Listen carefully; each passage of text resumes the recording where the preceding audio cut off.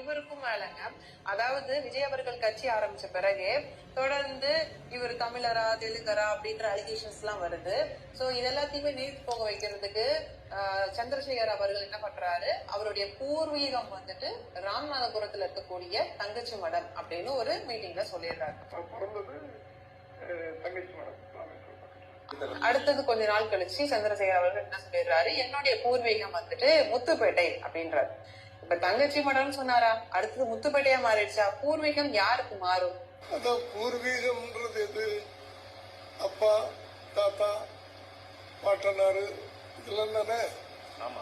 அவங்கெல்லாம் வாழ்ந்த ஊரு இதுதான், இந்த முத்துப்பேட்டை தான். இப்ப பொதுவா ஒருத்தவங்க ஒரு விஷயத்த மறைக்கணும் அப்படின்னா அதை வந்து மாத்தி மாத்தி சொல்லுவாங்க. அதை கண்டுபிடிக்கும் போது மாறிக்கிட்டே இருக்கும் இல்லையா?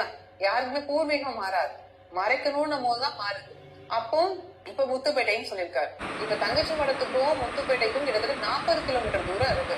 இப்போ பக்கத்து ஊரா இருந்தா கூட ஓகே, சரி பக்கத்துல தானே அப்படின்ற மாதிரி நம்ம எடுத்துக்கலாம். ஆனா 40 கிலோமீட்டர் தூரத்துல அடுத்த பூர்வீகமா மாறிடுச்சு. பொதுவாவே பூர்வீகம்னா என்னங்க, குலதெய்வம் இருக்கும், நம்ம சொந்த பந்தங்கள்லாம் இருப்பாங்க,